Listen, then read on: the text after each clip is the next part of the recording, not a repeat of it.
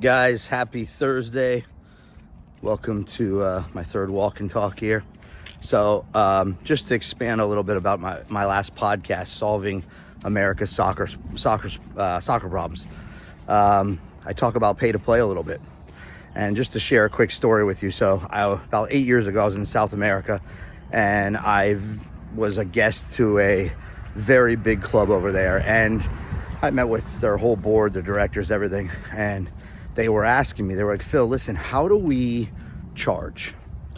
And I was like, what do you mean? They're like, yeah, we want to do what you guys do in the United States. We want to charge people. And I was like, oh, well, why do you want to do that? And they're like, well, because we're not making any money.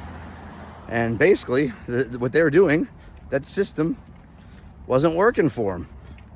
And I was like, well, you guys have produced some of the best players in South America. Like, you could do camps, you could do all kinds of stuff here. They're like, all right, well, let us connect you with our marketing guy, and will you give him some advice? I'm like, yeah, sure. So they introduced me to the marketing guy. Well, the marketing guy was a former professional player in their club, and they felt bad for him because he gave up like everything, sacrificed everything to be part of this club, and he did well for them, but he didn't have any money, and then when he was done playing, he didn't have a job, so they gave him a job as the marketing director. But the reality of it was, the guy really didn't know how to send an email. And he was the marketing director. And then they couldn't understand why they're not making any money.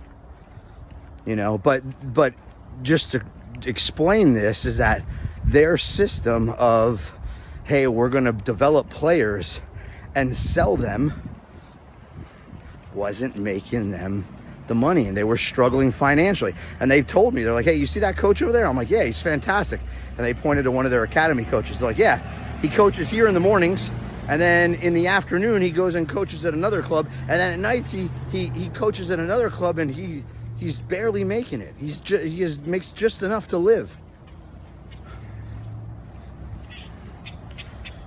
Pay to play, the system's broken, all that stuff. I don't know, guys. Things to think about.